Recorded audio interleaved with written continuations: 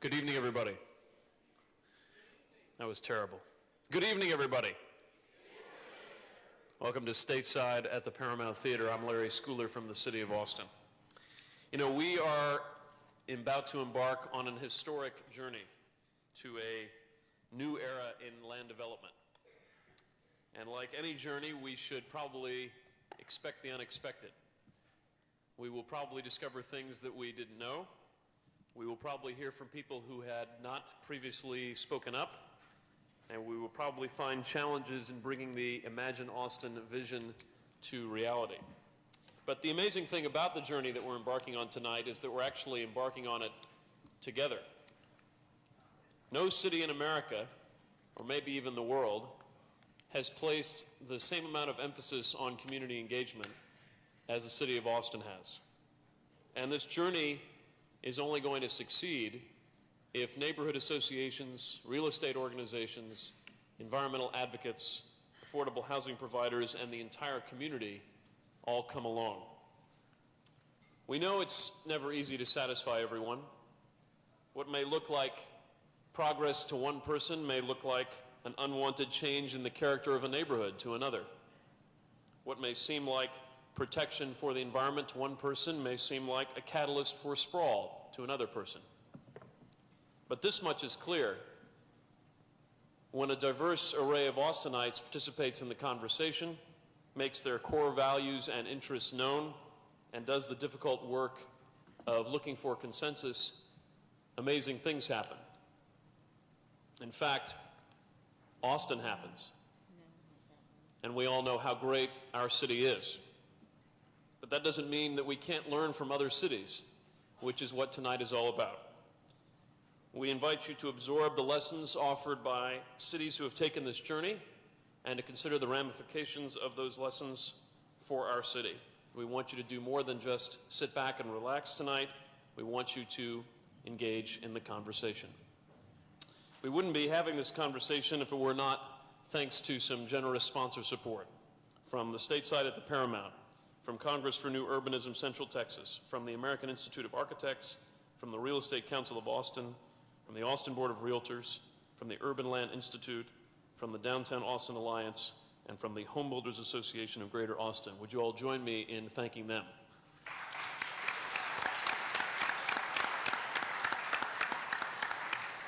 We've also, for the Land Development Code process, assembled a very brave group of people to serve as members of an advisory group, and I'm told that Chris Bradford, Jim Duncan, and Dave Sullivan have all joined us tonight. There may be others. We also have from the Planning Commission, Gene Stevens, and I'm sure some other folks.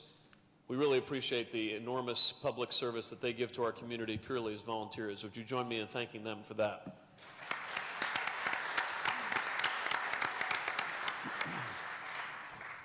We got some guests in town. Let's treat them right, okay?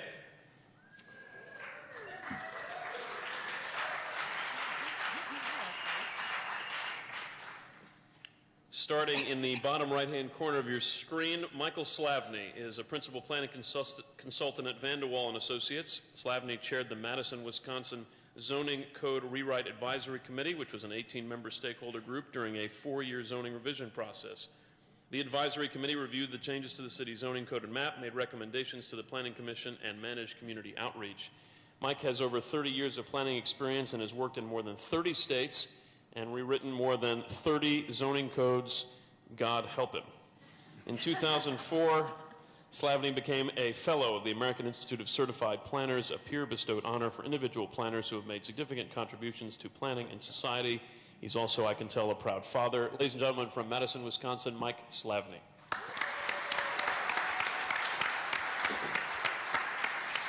Sliding up to the top left-hand corner of your screen, Mitchell Silver is the Chief Planning and Development Officer and the Planning Director for the city of Raleigh, North Carolina. He's also President of the American Planning Association. Mitchell's an award-winning planner with over 27 years of experience, not quite 30, but getting close. He's internationally recognized for his leadership in the planning profession and contributions to contemporary planning issues. Mitchell previously worked as the Policy and Planning Director in New York City, a principal of a New York-based planning firm, and Deputy Planning Director in Washington, D.C. As Planning Director in Raleigh, he led the comprehensive plan update process to create a vibrant 21st century city. He's now overseeing a rewrite of the city's development code. Mitchell is a contributing editor and author of ICMA's Local Planning, Contemporary Principles and Practice, and he's been widely quoted in mass media. Ladies and gentlemen, from Raleigh, Mitchell Silver.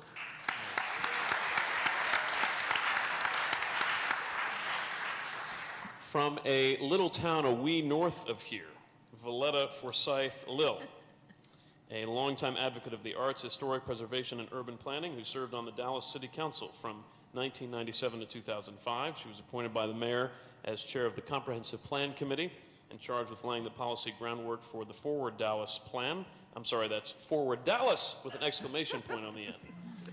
Defining Dallas's future development vision. Area plans such as Downtown Dallas 360 have led to the modification of street and food truck vending codes, the creation of pop-up retail, and the construction of multimodal infrastructure to link surrounding neighborhoods and create lively spaces. She's been honored with numerous awards, including the Distinguished Elected Official Award from the American Planning Association, honorary membership in the Texas Society of Architects, and the Legends Award from the Dallas Center of Contemporary Art. From Dallas, be nice, Valletta Forsyth Lill.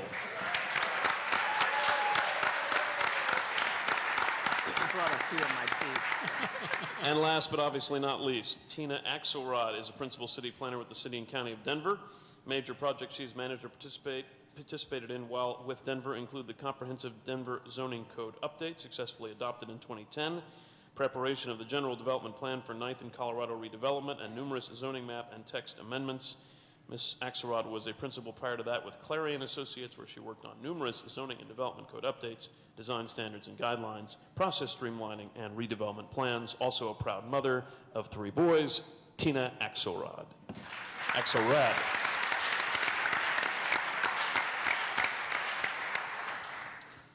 We're about to move to Roman numeral 2, which is our panelist presentations. We've asked our panelists to give you all a brief overview of the dynamics at play in their city. Then I'm going to ask a set of questions that come off of those presentations, as well as some questions that were provided to me ahead of time. We're going to enable you to ask questions as well, and I'll get to how you do that in just a second.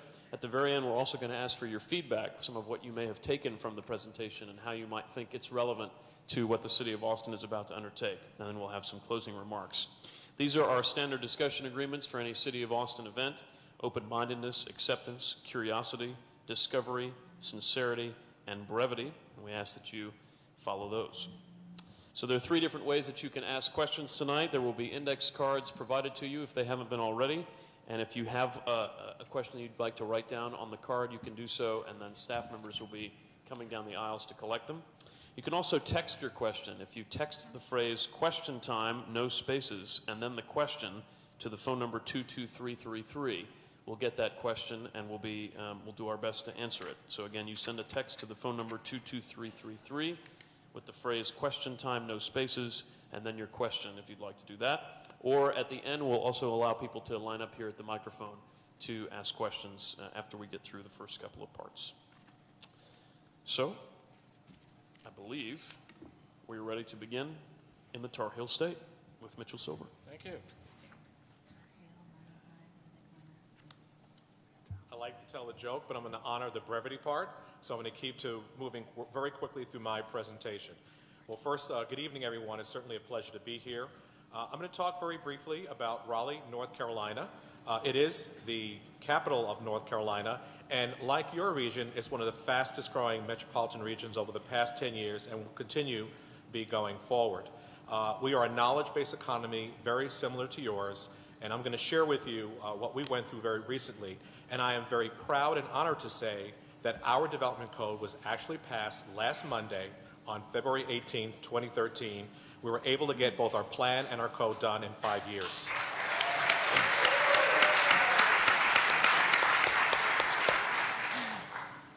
Well, let me just tell you about how that was done.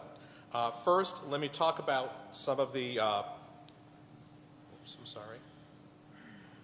Let me talk about some of the project objectives. For us, first, it was getting that plan done. Our comp plan set the vision and values for where we wanted to move as a community, and then that set up the code, how we code to get to that vision and values.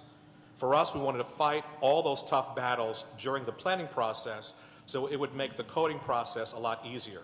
We knew all the hot topics in advance, and we came up with a list of about 120 zoning items that we handed over to our consultant. Our concern and our goal was to address market trends. We wanted to make sure we had a code that was unique to Raleigh. It was a context-based code, but it was very important that the context fit our code. We wanted to have the right rules in the right places. Urban rules in urban places and suburban rules in suburban places. For us, forming character was very important. Our new code has no commercial districts. It is residential, mixed use, and then we had our special districts. This allowed the flexibility over time, and we made sure there were certain uses that are not incompatible next to one another, but that was a huge departure from our previous code. Transit played a big role in our comprehensive plan. It helped define our land use. And so when we moved to our coding process, we knew exactly those places that was going to get the high density, and then the neighborhoods that would remain low density and be protected, and I'll show you a slide in a second. We also wanted to increase predictability. We did not want residents and neighbors to come down to council meeting or planning commission meetings on a regular basis to fight the same battles again and again. We want our rules to be fair, to be clear for both the developers and the neighbors so that they understood what were the rules of the game, so that would make the process move a lot faster and quicker. And then finally, we wanted to make it easy to do the right thing. We always talk about what we wanted to see. We want to see infill development or development downtown, but it was the most difficult development to do. It was easier to build out in the fringe where there were less rules, and we wanted to make sure we would change that approach.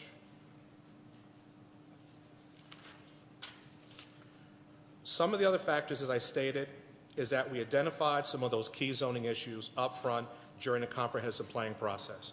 I cannot tell you how helpful that was for us, and so we knew exactly what were the hot topics, and we continue to have that conversation with our residents.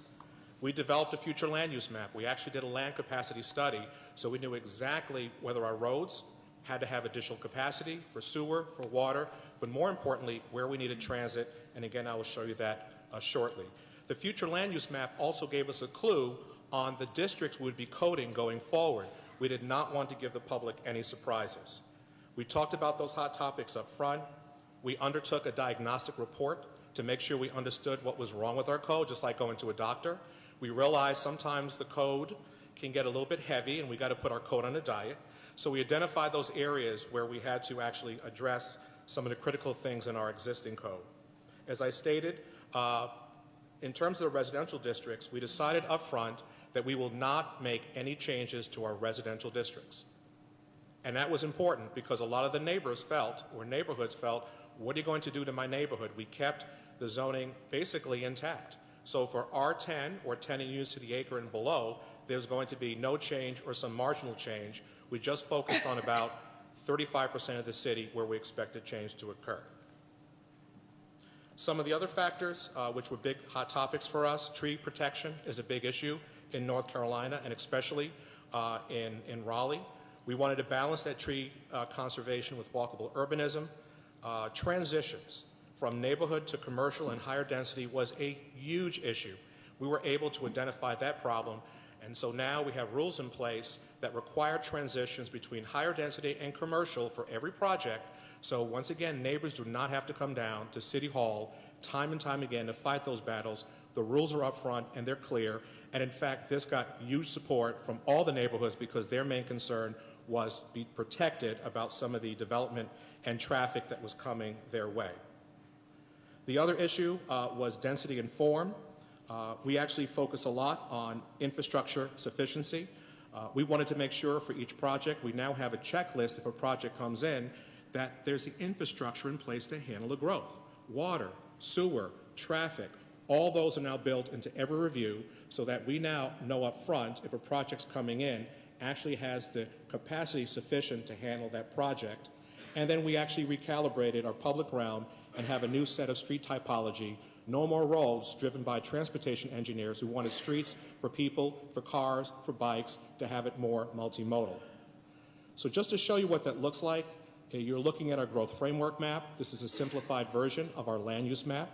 We wanted to identify 8 growth centers and corridors where we would put the expected 120,000 households we're expecting over the next 20 years and 170,000 jobs. We decided to direct all of it, 60 to 70%, to these 8 growth centers you see in the dark colors, and then along our transit line, which you see in those purple dots.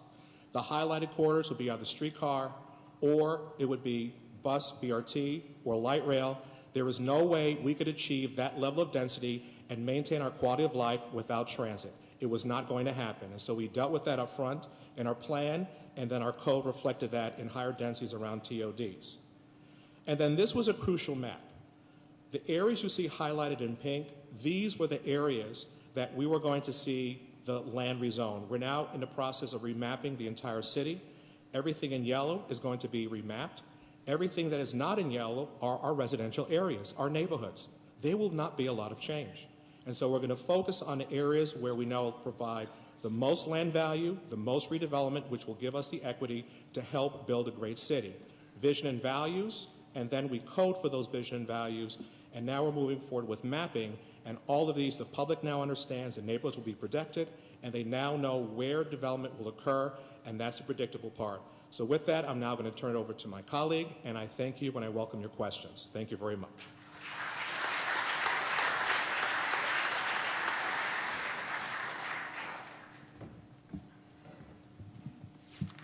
Hello, how's everyone doing? Oh, good idea. I'm Tina Axelrad. I'm a principal city planner with Denver. It's 7:22. I have to be off of here, I know, later than 7:32, I've been told. I'm a city planner and also a lawyer, which sometimes turns people off, but in terms of talking about zoning, it actually comes in handy because the code is a legal document as well as an implementation tool for our plans. It's where the rubber hits the road, and a lot of people actually start getting interested in land use and development when you're talking about zoning and property rights. And it helps to have all flavors of folks involved, from lawyers to planners to architects to designers to business people to residents. And it helps to have people on both sides of the table working for the city and from the community who know those disciplines very well. I don't know why I went that way, but anyway, let me get back to Denver. City like yours, a capital city, population about 620,000. Our metro area is inching close to 2.9 million. Denver is the regional center. It's the head of state government. It's the cultural, entertainment, and sports venue center of the region. It's got most of the institutions of higher learning in the metro area. And we, as a region, have invested heavily in rail and transit. This has been in place for over a decade already, and as you might know, our system is about to grow more than twofold over the next 10 to 15 years in terms of light rail and commuter rail lines. The zoning code update, of which I played a role for a good portion of my time in Denver, I was project manager. About 2 years into the project, I became project manager when I joined the city. And it took us 5 years total to get the zoning code written and adopted. The code is similar to Raleigh's and other communities you'll hear from tonight, based on plan direction. It's always a lot easier to write a code if you've got a good plan in place pointing you in the right direction. The plan is your roadmap. The code is just a tool to help you get to your destination. And Denver had the luxury of having 2 very good plans on the book, a comprehensive plan and a specific land use and transportation plan to help guide the zoning. The plan set up a similar growth management strategy for the city. It told us generally where growth needed to occur, where it should be directed. It was where our transportation infrastructure already existed or would be in the future with all this transit investment. It was where we had the streets and the water and the infrastructure in place to take on additional density. Those were called our areas of change. Those typically ran along major roadway corridors. Our Colfax, maybe you've heard of that, and some of our main streets. Other areas that were areas of change are our redeveloping areas. We have, like you have your Miller Field, we had Lowry Air Force Base, and we had Stapleton Airport, both major infill redevelopment opportunities for the city of Denver. In addition, we had the lands around the airport as more of a green field or new place for development to occur. Those are our areas of change. The rest of the city, the majority of the city, are our stable residential neighborhoods and commercial areas that serve those neighborhoods. And so our plan gave us good direction as to what change over the next 20 years should look like in both those places. So our code took a very similar approach to Raleigh's in terms of recognizing that the city of Denver was comprised of a lot of different places with different characters and different patterns of development. And it was silly to expect the same set of zoning rules to give optimal results in all these different places. But yet that's what our code expected. It was a 1956 code, a very 50s, 60s mentality of everything should be torn down and rebuilt. And it was so out of sync with our plans, which were 21st century plans.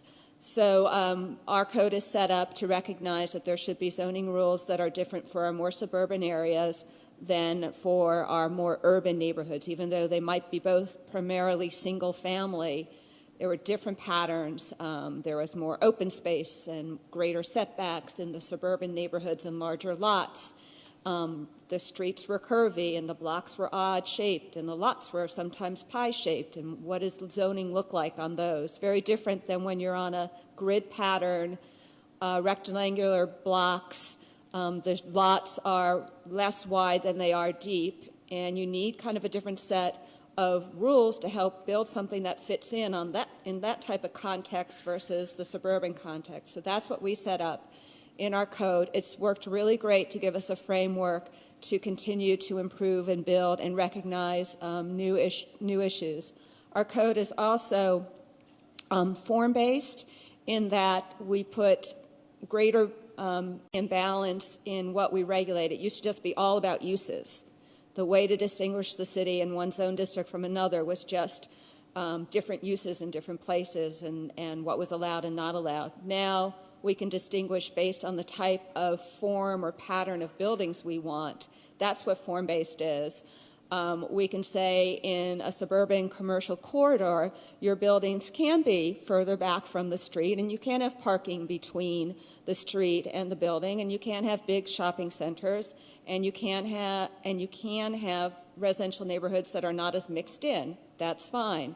We didn't have plan direction to make those places any different than what they were. But in our urban neighborhoods, there was direction to reinforce patterns that were pre-war, where buildings were pushed up to the street, where there was a lot of potential for walkability, where we had good transit. And you know what? When you've got those pieces, the zoning looks very different in what you want. You want the buildings pulled close to the street. You want doors on the street and facing the street. You want a lot of transparency at ground level so people walking can see in and out and it feels safer and makes that pedestrian experience richer.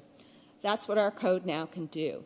That's context-based and form-based, and it's built a framework of discussion for the community when we now go out and do new plans, as well as really implement our long-term vision. Other issues and factors at play in our code update was a lot of emphasis on process streamlining. Why make this great new code and then create barriers to getting things approved that you want? So a lot of review and streamlining of process. We had references to 99 different procedures in our zoning code through a sort of just accumulation over the time. Every time someone came up with a bright new idea, we amended the code and twisted the process just enough to make it different from all the other processes on the book. It was ridiculous. We're now down to 13.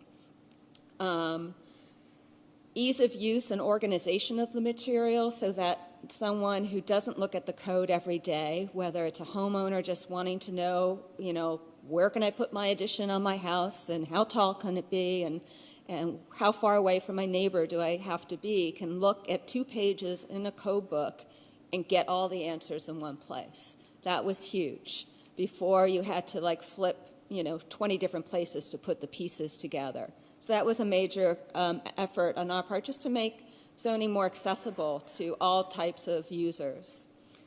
And let's see. I think we'll get lots of questions about public participation and communications about the plan. That's obviously very critical in your next few years to getting this off the ground as inclusive a process as possible. I think Denver provides a good example of that, and we're happy to share lessons learned. With that, I think I'll stop and turn it over to Mike.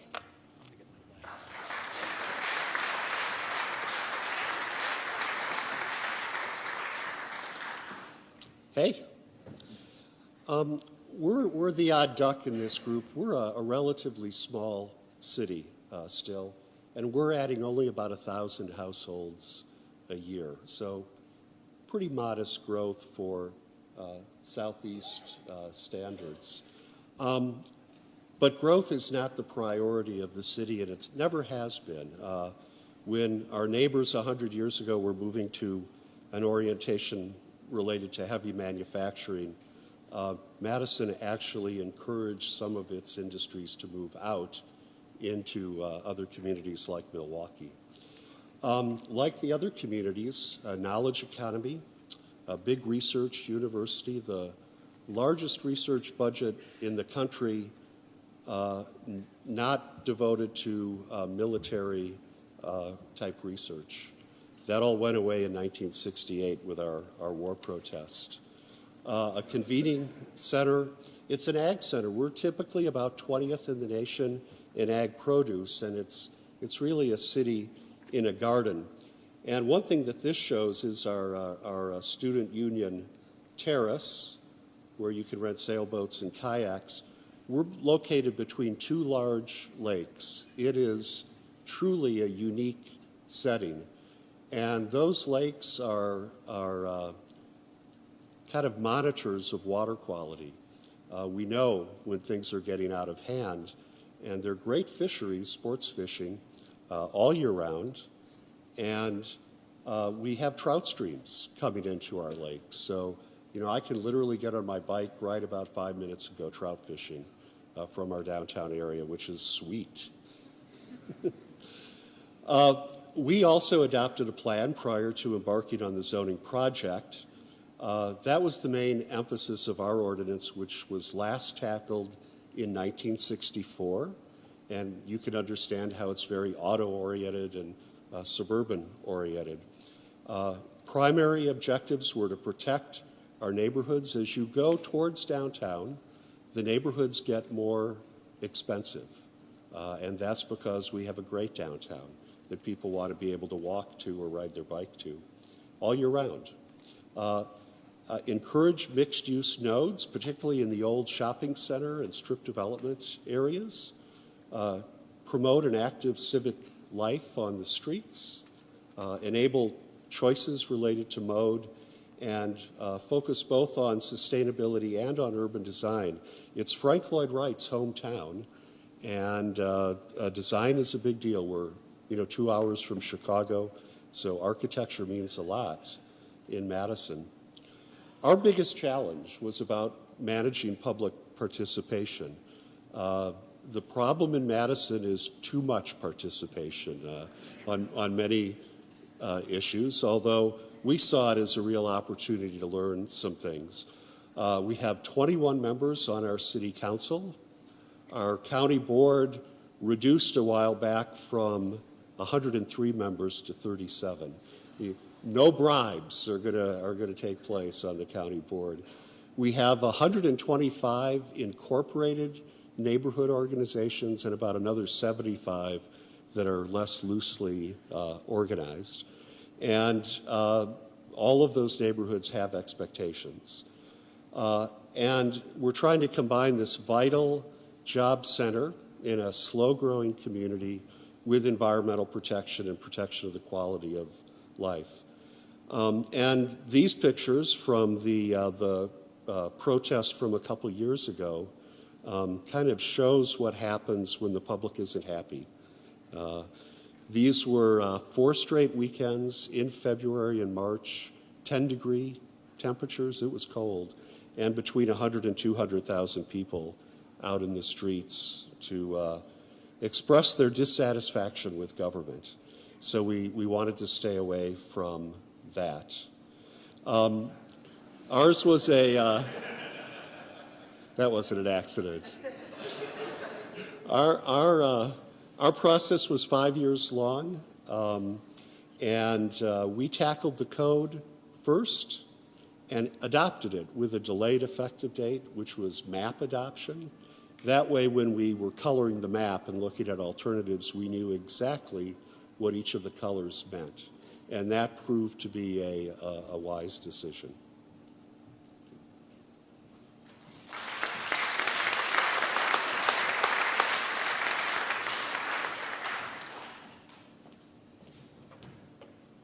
See if I can balance all this.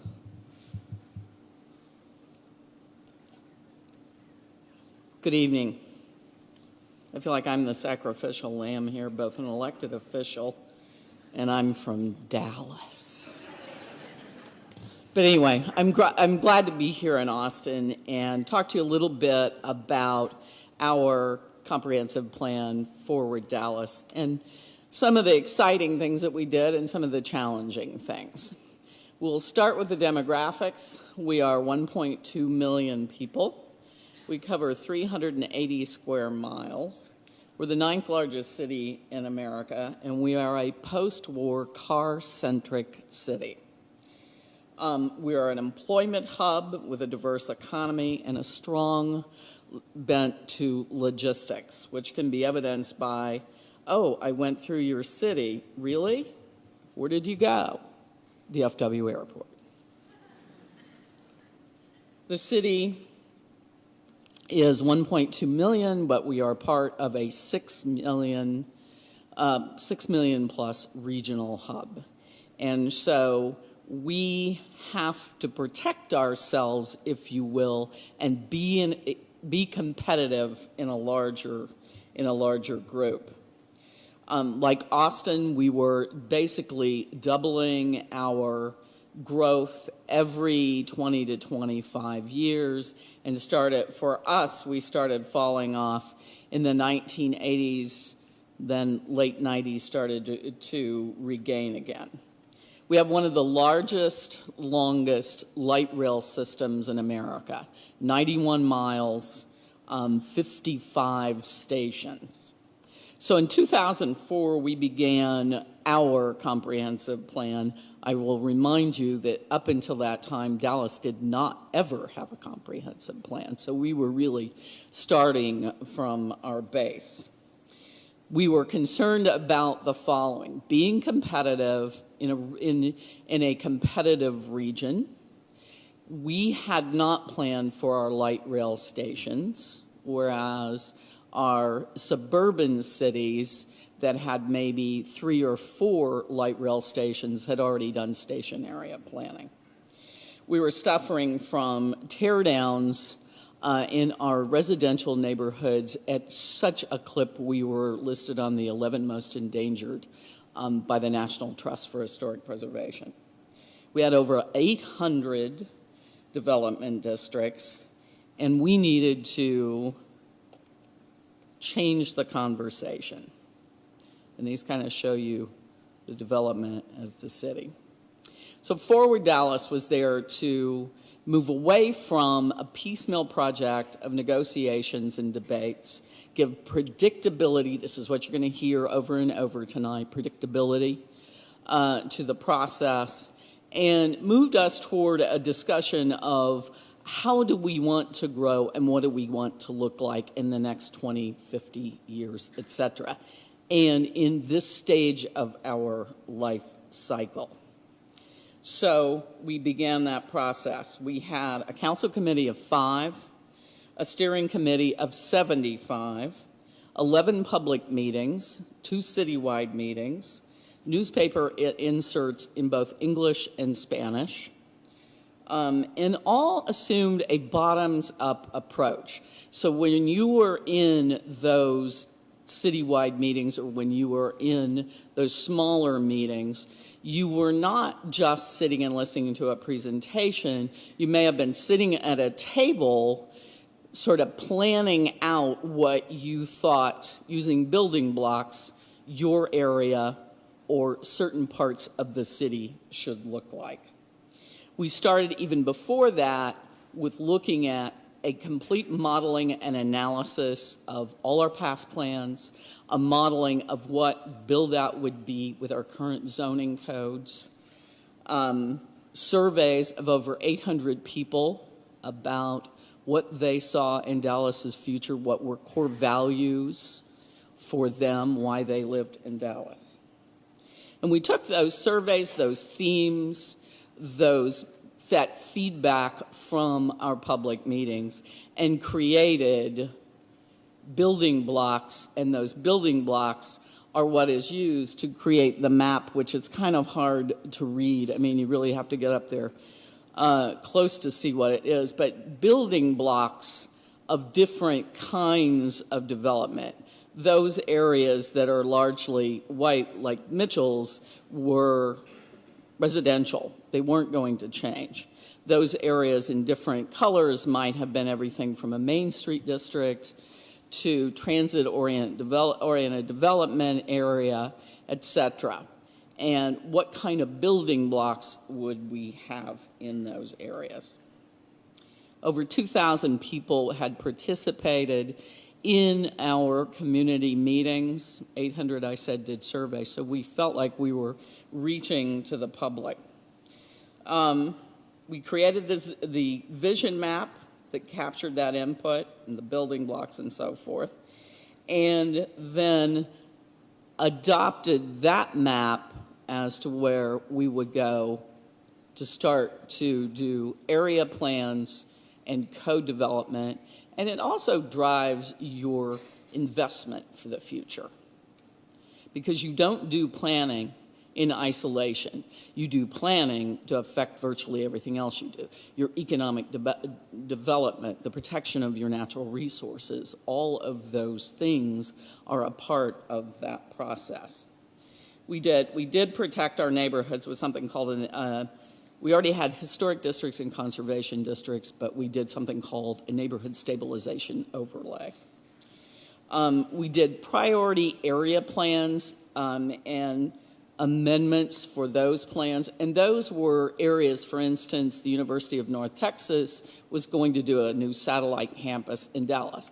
That's an important public and civic investment that you need to make a plan for.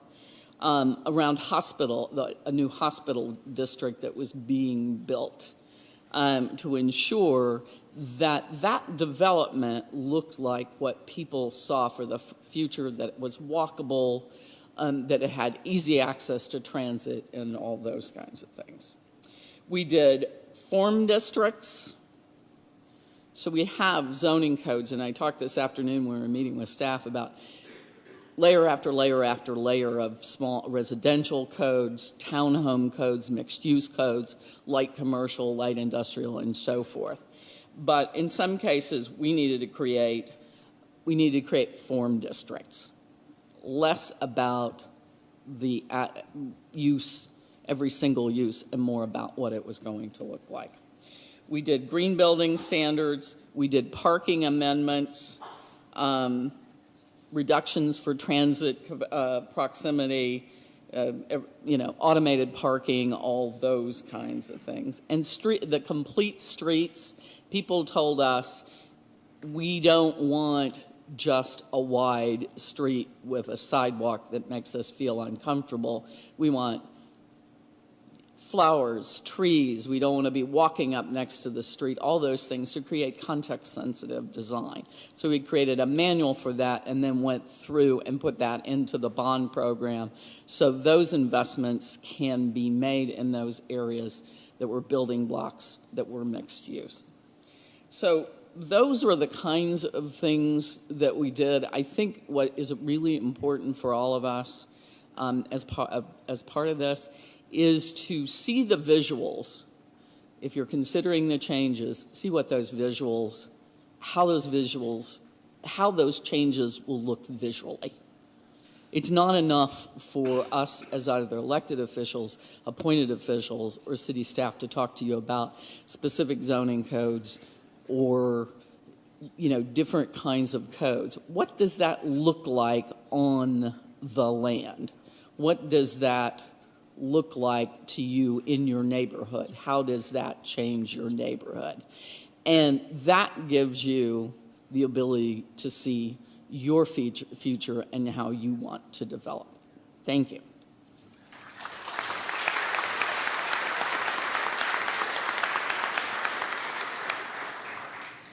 Well, one more round for those great introductions to the four cities.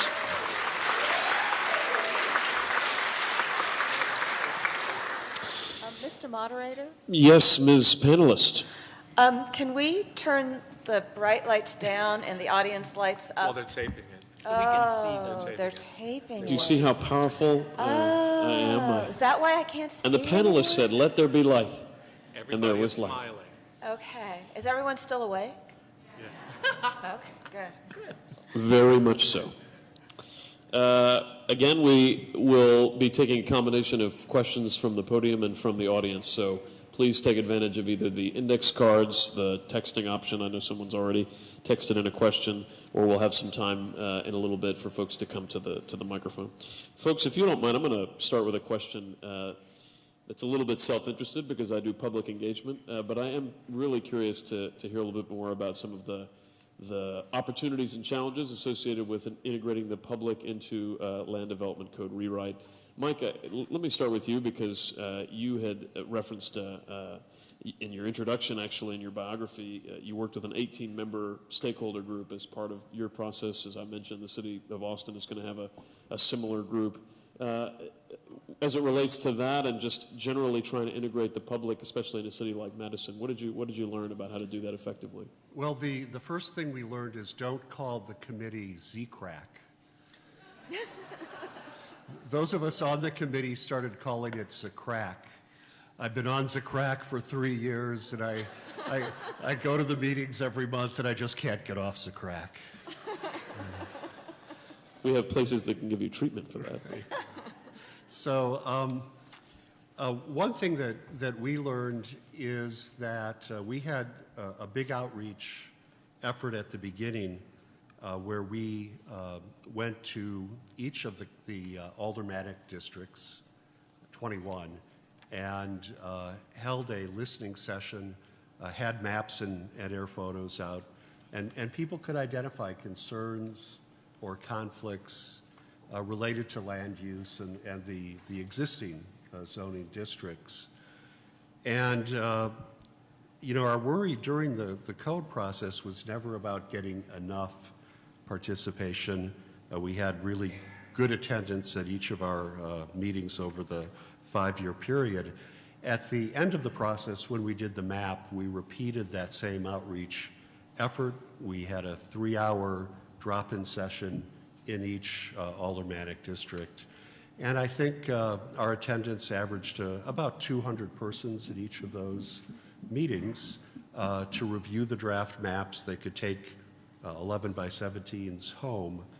And at that meeting, we were really showing how the code was being upgraded to protect existing neighborhoods and encourage high-quality development in redevelopment areas.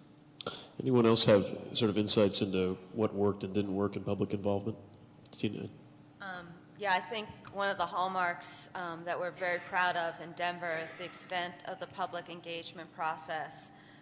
It started at the beginning with listening sessions. We have a council, area representation rather than at large. So we have District, 13 districts. council districts.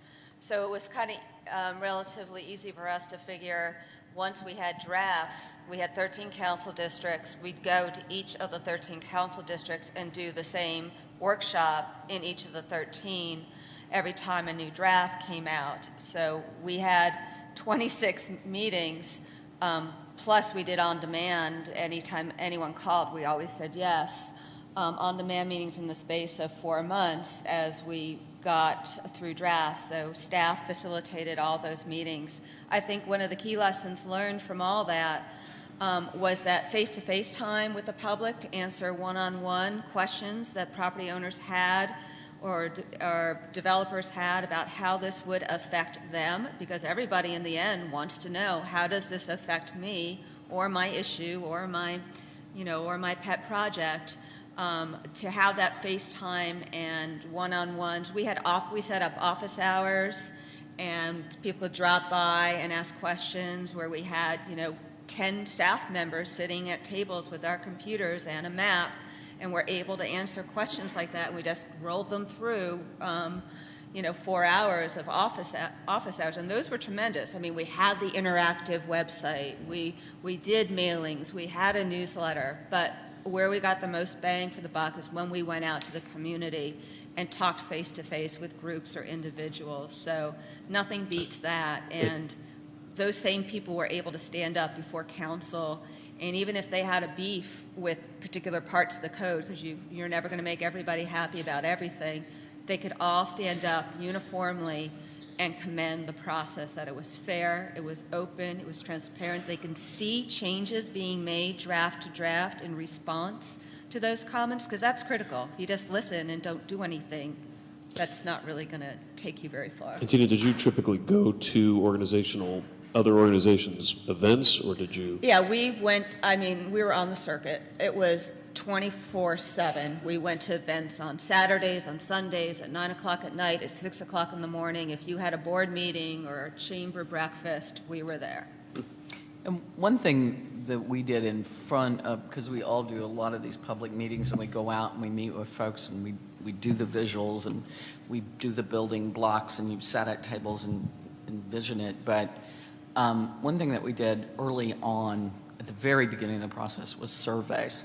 And those were like phone surveys or man-on-the-street interviews. What do you, John Q. Public, see? Because a lot of us that participate in these meetings, and I was a neighborhood activist before I was a council member, so I was a person who actually sat there during every briefing and went to everything. But there are a lot of people who don't participate, who won't come out. And so it was we called them, we showed up at the barber shop in South Dallas and asked them what they envisioned for their city, and used that input along with a participatory process. So you had some inkling of what folks might have want who may never be interested in going to a public meeting. I'll be very brief, because I'm trying to limit our responses so we get more questions. We had the opposite effect.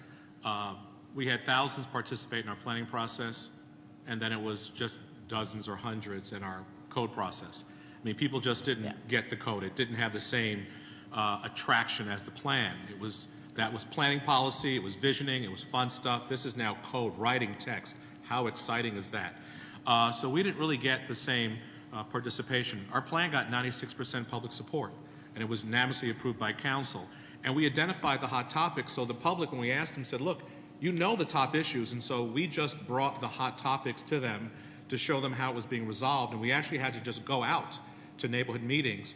Groups did form around specific interests, development communities and residents, and so it worked pretty well for us. We knew those hot topics. We did quick guides and fact sheets and presentations around those hot topics, and for us that seemed to work because the plan pretty much vetted all the key issues, and so it just made the process move a lot smoother. And it turned out that the exact hot topics we identified turned out to be the exact hot topics throughout the coding process. And so while hundreds only participated, we were able to resolve it, and everything worked well. Thank you all for that. I just want to tell the audience that, unsurprisingly, you all are asking a number of fantastic questions, and I'm going to do my best to keep track of them. Here is 1/5 of them, and there's a nice organization of them here. So please forgive me if I don't get to every single question. I've got quite a few. Let me just real quickly ask a question that came in via text about public involvement. They asked how much of each city's plans required voter approval and was gaining support from citizens difficult. Was there any votes taken? No voter approval No required. City council. Legislative governing body. Yes. Okay. Folks, affordability is a big topic in Austin, affordable housing and affordable quality of life.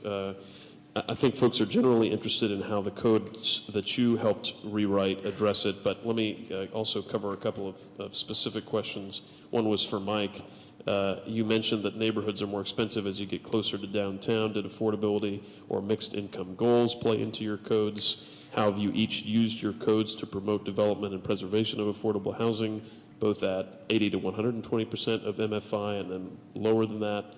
And similar questions about how to use land development code rewrites for affordability. I think Tina and I may agree on this point, and we have to be very careful to let plans and other processes do some of your work and not put all the pressure on your zoning code to solve all the problems. The code is to protect the public health, safety, and welfare and determine how your city is developed. Once you start injecting other things, you start to complicate the process. Now, we removed certain barriers in our code to make it easier to do development in the right places. We were very careful not to upset market conditions. There's just things that are, I think, subject to the market that play itself out.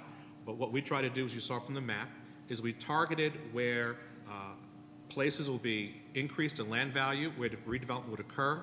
Our goal was, by increasing the tax value and the tax base, the city took the initiative of raising funds through bonds to build that affordable housing and not put all that pressure on the development community. We felt it was a partnership if we wanted to do it and not put that burden on the code. We ran the numbers and found out it was very difficult in our market in Raleigh to actually require affordable housing. In North Carolina, it's illegal to mandate inclusionary zoning, which is affordable housing. So we are very focused on providing affordable housing, but we find other mechanisms. We have an affordable housing bond. We use our community development dollars, and we all actually purchase land, and we make sure we put the affordable housing in the right place. So I just caution you not to put your codes and do all the heavy burdens, but we lifted a number of barriers, and I'd like Tina to share what her city has done, because it's quite similar in terms of parking and other barriers which inhibits you from providing some of those affordable housing projects. Keying off that, there are some things that zoning can address and can do well. In terms of variety of housing types and densities and intensities and choices. So in Denver's case, we did look carefully at our code to try to remove barriers that were embedded in the old code. For example, we had a minimum dwelling unit size of 600 square feet, and you think, well, that's pretty small, but we were getting some demand for smaller studio apartments that just couldn't be built, or single room occupancy type living, and those could not be built under that type of minimum standard. That went away. We did introduce accessory dwelling units into the code as a viable option across the city in certain zones. Those are the granny flats, mother-in-law apartments, those types of second dwelling units on a lot, with controls and limitations to make it still viable and compatible in character in a single-family neighborhood.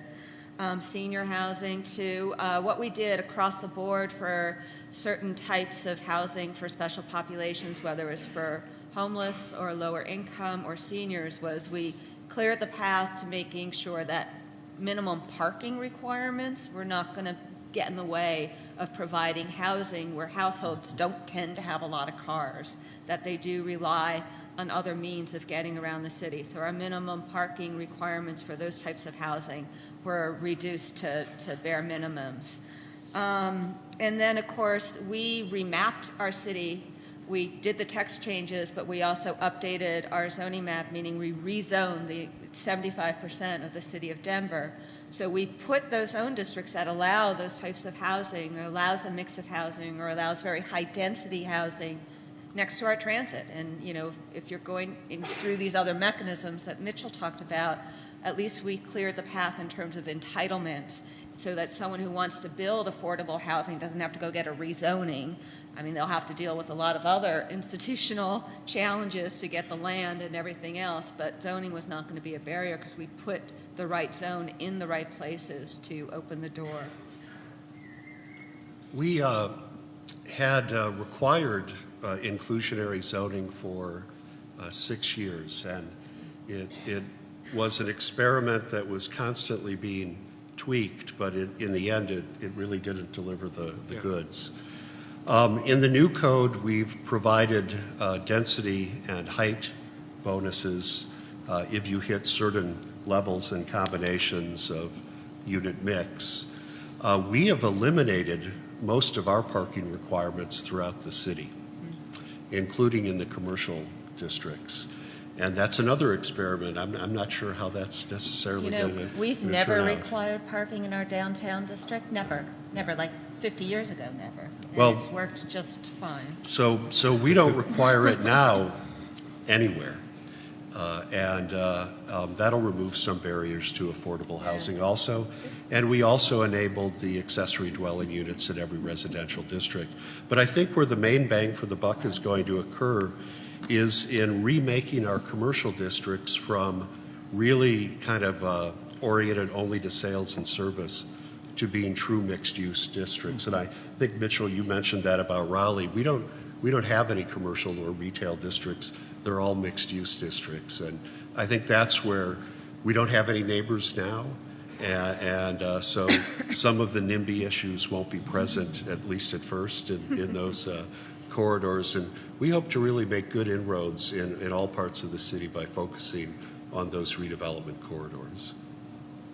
Let me actually stay with this notion of transition or mix of uses, because there have been a number of questions from the audience, and then there's some staff questions about transitioning from residential into commercial. How do you address that? We actually, that was one of our super hot topics. I mean, super hot topics. We dealt with this on rezoning cases, case by case by case. We decided to put it up front, and there are several transitions adjacent to neighborhoods. If it's height, it transitions down. We gave a whole sky exposure plan for how that would work. We allowed for distance. The tighter it got, we had to put landscaping, fences. We just gave them a palette of options. So every project, commercial or high density adjacent to a single family neighborhood, must, mandatory, transition near a single family neighborhood up front. And we went out to all the neighborhoods. We actually took live projects and showed them how it would work. And once they saw it visually, as Valletta was saying, they bought into it. So now that is a part of our code. It goes into effect September 1st. And so that has been tested. It works. And so that is now a requirement for both commercial and high-density projects. Depending on the height, they have to either do it by width, or there are certain elements that have to go in or transition down to a very low height, 2 or 3 stories next to a single-family neighborhood.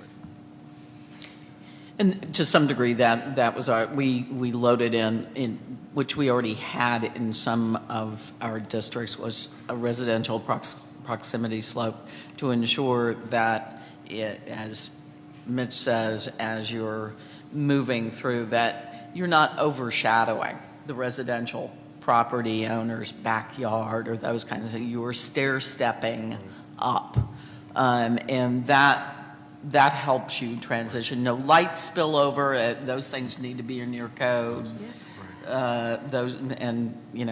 I come from Dallas, so y'all know what we're doing with the Museum Tower and Nasher Sculpture Center. So, just one quick follow-up. We had a tendency, when you have a weak code and don't know what to do, you rely on the overlay. And so our city was filled with more overlays we couldn't keep track. When it was a problem, what'd you do? An overlay.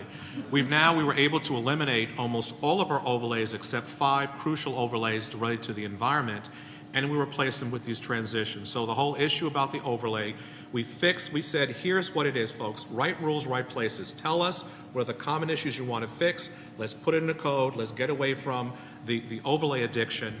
And now we actually now have something with the transitions that actually work. And now the public sees it. We were able to wipe off almost all the overlays except 5 off the books that related to our watershed and other special areas. Sort of related to transitions, there was a question from the audience about zone encroachment. So the example given here was a music venue. We have a few of those here in town. Staying open late with neighbors complaining about noise and traffic generated by commercial development. Anybody have code rewrite experience with that notion? This is Austin. I thought you liked noise. Yeah. I live downtown and love it, but okay. Let's just say, hypothetically. People move downtown for the action and say, no noise. Yeah.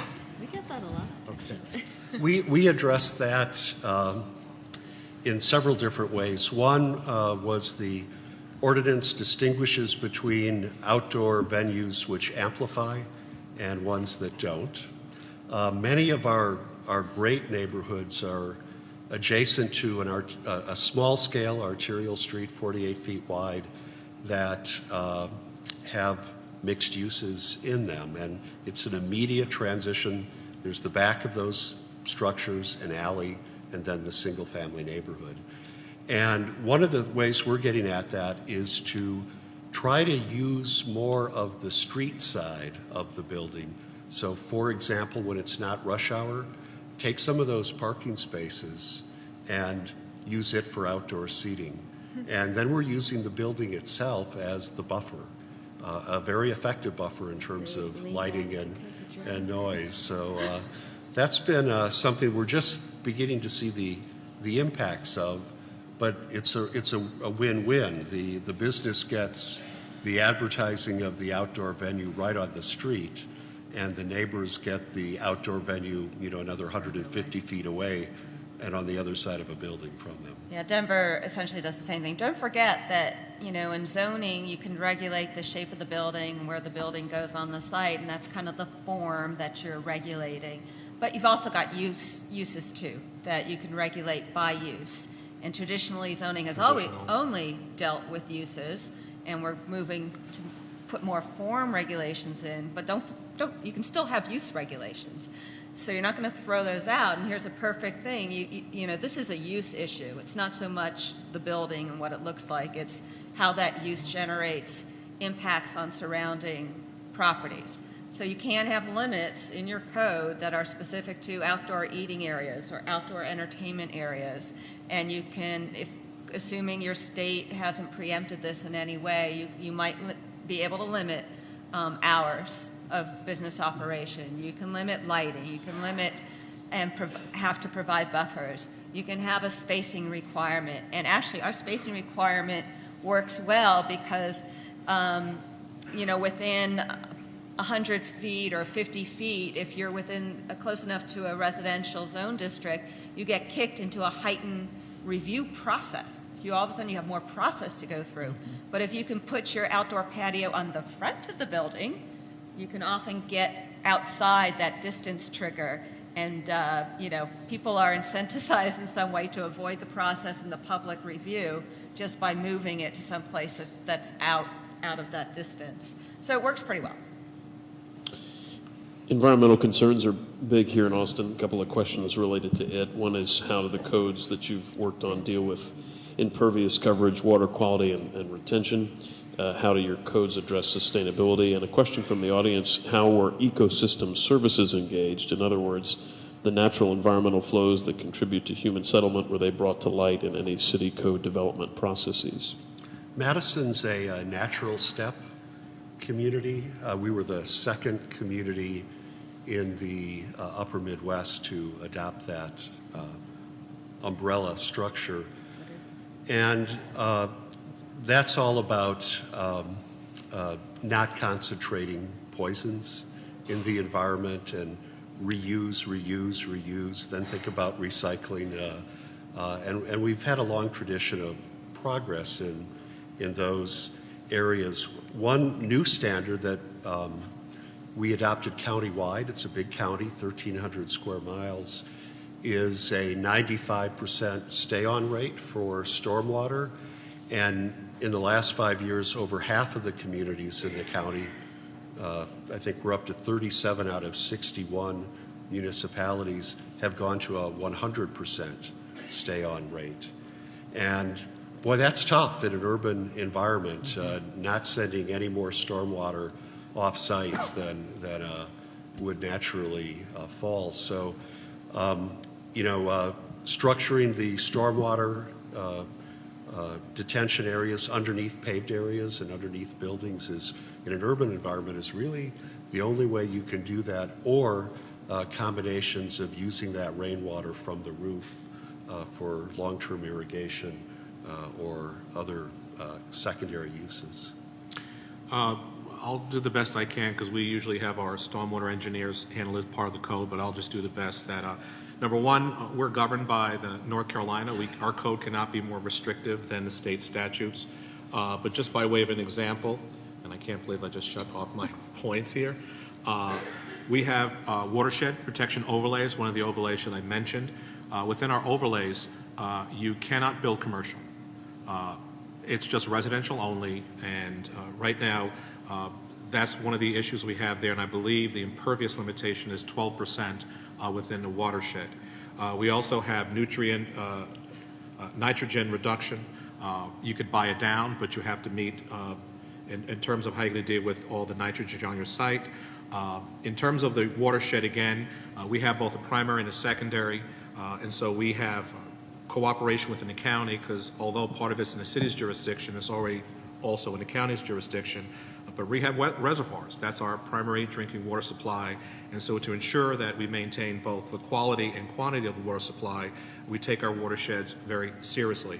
Within the city of Raleigh, all development that exceeds 12,000 square feet of impervious surface, they must have a stormwater control permit. It's by a master plan. All of it has to be contained on site for the most part. And so in the city of Raleigh, we don't have regional detention facilities, which is somewhat, difficult for us, because the state also said they do not want to have regional stormwater for flood control. That's just what we have to deal with it. So most of that has to be retained on site. So sites tend to be a little bit larger. They can put them underground. We're now seeing cisterns and other ways, but for the most part, you do see these bioretention facilities open and on site. And that's something that we really didn't touch in the code because that was not part of the rewrite, but it's something we're now going to examine. So we do take it very seriously, both the quality and the quantity of our water and our environment in Raleigh. Sustainability is a different question, but I just want to touch on water. I think the only thing I can add to some of this is we work very hard to preclude lot-to-lot drainage. And that was we can control a lot of the commercial aspects, but what we were seeing in redevelopment of residential properties where teardowns had occurred and then infill was put in, and then that was impacting from lot to lot. And that built into the code has preserved some of that. We don't do a lot built into our code on things like bioswales and all those kinds of things that we can look at for the future. We definitely have lots of green building code, but we don't have a lot other than, and all of us allow our stormwater guys to deal with it. So I know less about what they're doing in some cases. Yeah, and we do not extend utilities into the watershed. Everything there is on well and septic. We do not extend utilities at all. The school district, I have to tell you, we're running out of land. They keep coming to us saying, boy, that watershed, look at all that vacant land. And so we've been able to hold it back, but we see things changing in our state, so we're not sure how long we can maintain that. There was recently in the county, a commercial project, quite a large one, a big box, that they were able to get that permitted, and they're using spraying fields. It was very controversial, but it got approved, and so we're all hoping that people will respect the watershed, because we were in a drought in December of 2007. I know you went through a drought. We had 60 days of water left. 60 days of water left for a major metropolitan area. So we take conservation seriously. It was a wake-up call, and so we hope that people remember that drought when they start thinking about putting development inside our watershed. Let me shift gears, guys, a little bit to historic preservation. There was a question in the audience about whether or not any of you had use of a historic resource survey. There was a question about how Austin hasn't had one updated in quite some time. Can you just talk about how historic preservation may have impacted your rewrite? Well, typically, historic preservation and zoning certainly have a lot of overlap, and they do touch each other, but historic preservation and the work program for historic preservation in the city is typically different than zoning. Like a historic building survey, that's to provide a baseline, so predominantly to be able to identify contributing structures in historic districts, but also to provide information at demolition of whether any type of historic property review should occur at the time that someone comes in and wants to demolish a structure.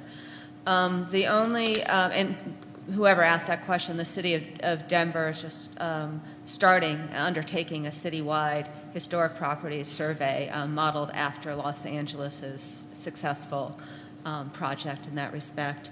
One thing that the zoning can do is, when you have these layers of regulations in your community, which includes the zoning regulations, and then in a lot of places on top of zoning or in addition to zoning, you have historic preservation landmark districts.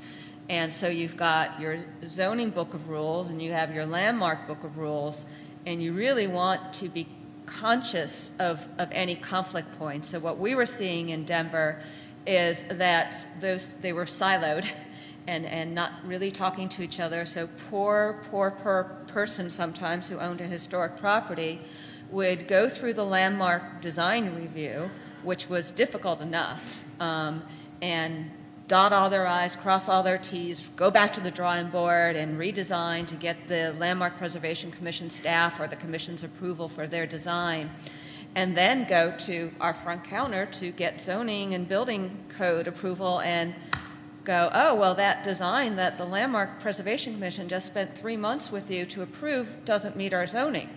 It's too tall, it's too this, it's too that. Well, imagine the frustration, and certainly it wasn't happening a lot, but it was happening enough that one thing that we built into the zoning code was essentially a very serious nod to the importance and the validity of that very intensive design review that happens over here in Landmark.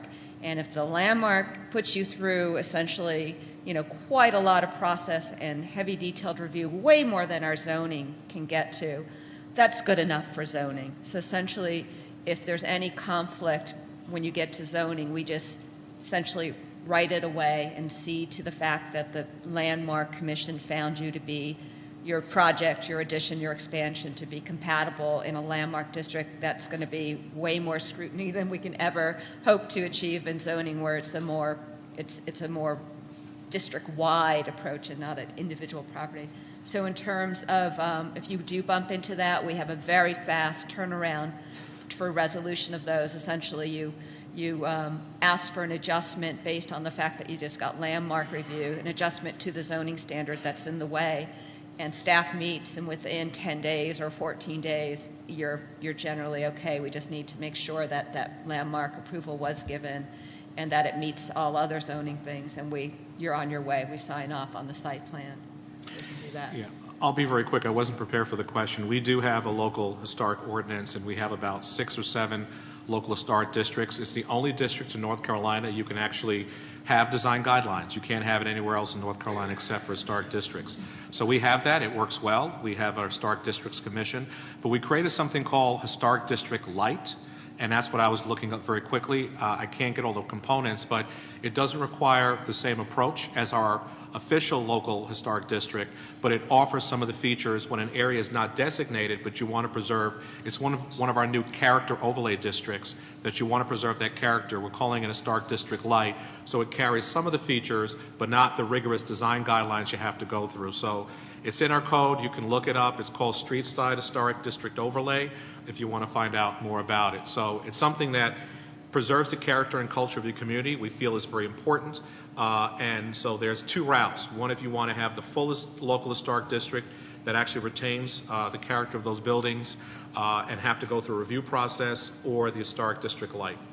That's LITE, right? LITE. So there's a free app. Yes. We do basically 3 layers of neighborhood protection, or that being what I talked about, neighborhood stabilization overlay, and that's really setback, the density, et cetera, just to keep it congruous. Then you go to the next level, which are conservation districts, which require staff review, not a landmark commission review. And I believe we have 12 of those in the city of Dallas. And then we have a number of historic districts that are neighborhoods, and then individual buildings that are neighborhood, that are landmarks. And then we have a fairly extensive tax incentive for both the residential to do their renovation as well as the big projects downtown, et cetera. So we do want to protect our character of these neighborhoods. We have a simple approach. Any demolition requires a conditional use permit, which is public hearing and plan commission vote. And anything larger than a 4-unit residential building and all non-residential buildings go through our urban design commission, which is mostly architects and landscape architects, and both of those could be pretty brutal processes, and those were retained in the new code. The other thing our code does is we added a lot of new residential districts that really reflect the historic character of the neighborhoods. Our previous ordinance had one, 1964-like single-family residential district, and that one-size-fit-all approach made a lot of structures non-conforming. And so by diversifying, particularly our single-family districts, we really can reflect the character of the 100-year-old neighborhoods, which are the priciest. Staying with price, there's a number of questions excuse me, about economic impact as it relates to all this work. One person asks, what did the city do to analyze the economic impact of the code changes proposed, particularly the dramatic changes? Another person asked, do you feel comfortable picking economic winners and losers by changing zoning? We did do an economic development impact. I was showing a chart in the green room earlier, and you'd be overwhelmingly surprised how the tax base will be enhanced through our approach. I do not believe there will be winners and losers. The way we approached it, the neighborhoods remain unchanged. We see increased development, which in our opinion will help keep our property tax stable or low. In fact, North Carolina, Raleigh is one of the lowest tax municipalities in the state of North Carolina because we use something called return on investment in our planning. We look very carefully at the infrastructure we invest in and make sure we get a good rate of return so we're able to provide outstanding services and keep taxes low at the same time. We took an analysis of a map I showed you about the pink, and while I don't have all the hard numbers, actually it shows that it is financially successful, is going to be able to take care of its infrastructure, and so I'm very confident that it actually is a win-win for all residents, and I don't see the concern here about winners or losers. We're going further using a tool called Envision Tomorrow. Friggin' Easy came up with it. We're going to do further analysis to ensure to our council and citizens that this process works. So we did do the economic analysis, and in our opinion that this will certainly enhance and keep our city stronger in the long run. As you sprawl, time after time, you were showing that that is a waste of taxpayer money, that over time you have to maintain that infrastructure, and so it's smarter and better to start doing redevelopment where you have the infrastructure and where the return is better versus sprawling out your network where the cost is a lot higher.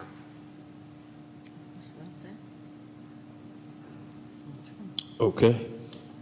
And I mean that. Even though we're talking about land development codes, of course, transportation comes into play. There was a question about your city's goal for bicycles in a modal split. There was a question about how important was the fact that you had or didn't have multimodal transit before you rewrote your zoning codes. One person had a specific question for Mitchell about what transit vision you see if I-40 is to be improved and connectivity between the three cities in the Research Triangle. There was a question about the relative benefits of bus rapid transit and rail and how that affects growth and how plans would change if rail was not supported by the public. So lots of questions about the intersection between land development code and multimodal transportation there, folks. Let me just hit a couple of highlights and then pass to my colleagues. We just finished our bicycle pedestrian plan. Our code now has required bicycle parking as part of our code. There's parking requirements for cars. We now have parking requirements for bicycles, including racks within parking decks. We want the infrastructure in place to promote the multimodal city. Secondly, you saw the chart earlier. We have a whole street typology that's encouraging multiple modes on our key corridors so that we'll promote many different modes. In terms of transit, I do not know how we're going to grow as a city without having a robust transit system. The choice, we cannot widen our thoroughfares, so the choice is people just have to be comfortable waiting in traffic and sitting longer, or we have to figure out ways of connecting. We're a polycentric city. We have growth centers throughout our city. We want to diversify our employment centers. I don't know how over time we can achieve that without having a robust transit network. So to me, the two of them go hand in hand. In terms of our regional transportation, there is a light rail system. 2 of the 3 counties had already passed a referendum, a sales tax for transit. My county, Wake County, is the only holdout. We need all 3 to move forward. Our county commissioners will not even put it on a ballot for the taxpayers to vote on it. I think the concern is they believe it'll win. So at this point, we're acting on faith, and we're developing that growth system that you saw with the belief that transit would come. You need transit to be competitive in the 21st century, period. Other cities will eclipse you if not, because the younger generation, the older generation, when people turn 65 and 70, they can't drive. The number right now is 600,000 people over the age of 70 stop driving every year. And if we live in an auto-centric society, we have to offer those choices for mobility for the young and for the old, and even for affordable housing. We want to make sure that we have access for jobs and housing, and transit's that key. So I'm very passionate about this, as you can hear, and our zoning code and plan is built with that in mind. Denver has always seen the two things as fully integrated and complementary. Our transportation, our long-range plan on which our code is implementing is an integrated land use and transportation plan. We didn't separate out the two. Our land use recommendations are based on a street typology and expectations about transit. The City of Denver has recently, in the last decade, adopted a strategic transportation plan and a multimodal plan called Denver Moves, which you can see, and the emphasis is on, moving people, not cars. And that does put an emphasis on creating pathways for more bikeways, for more bike routes, and for bus rapid transit, and for streetcars, and for anything else we can think of and fund to move people easier and more efficiently through our city. There was a policy decision made that we will not widen city streets. Now, we have state highways and federal highways going through Denver. Those are a little more totally out of our control. But as far as our local and collector and arterial city streets, the policy is we will not widen. We will build new streets in our greenfield areas where there were no streets before, and everywhere else we'll build capacity by looking at modes. And our land development code, picks up on all those themes, makes the assumptions that we will implement these other plans in our capital investment program and our transit program regionally and locally. So it's all very much layered on top of each other, and where we put density and where we allow growth to occur is very much presumed on investments already made in transportation and investments to come. We're about a year from going platinum as a bike city. 80% of all bike manufacturing is headquartered either in Madison or within 50 miles of Madison. Wow. We had the first bike sharing program that started over 30 years ago, and we're working with Trek to establish 75 bike stations throughout the city. I think about half of those are in place now. The requiring the bike parking is a good step, and eliminating parking requirements I hope is a good step. We do not have BRT, bus rapid transit, or light rail. I think that within the next 50 years the need for light rail is going to be present, and the city is about to finalize hiring a consultant to look at a 50-year transportation plan. We have a city that's shaped like an hourglass between two lakes. We're the largest city in the country that does not have an elevated freeway coming into the downtown area. Those projects were killed in the early 1960s. So we have really an intact fabric of neighborhoods, and so we're set up to not be dependent on the car And I think that's definitely where we want to keep it. I think for us, we're probably the best position from a mass transit standpoint, from a light rail, commuter rail. This week, our Dallas Area Rapid Transit did approve the streetcar funding, which will begin the construction from downtown to Oak Cliff for us with a new streetcar line. We're in the process of expanding into the Arts District our historic streetcar with a loop that will be able to take you from the light rail station to the light rail station, and lots of little centers along the way in our densest quarters, so in Uptown. And so you have all those. We are the least progressive, I will admit to you, regarding bicycles. I made a joke with the staff today. We're such a valet-centric city that we build huge homes and we valet from one side of the lot to the other. I am not kidding you in that. Can you valet bikes? What we are trying to do is move people in our plan and our codes is to move people closer to those transit stations. We've got 55 transit stations that we need to move a lot of people within a quarter mile of those stations. Then we have a massive bus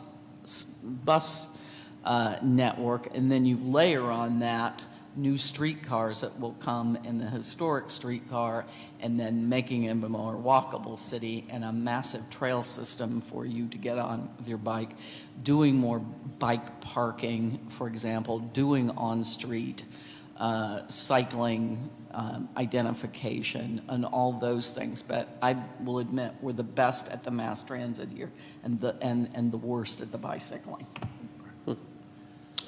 I'm going to try and cover one more sort of specific question, or questions that are on specifics, and then get a couple of general ones, and then if we have folks that want to add their own.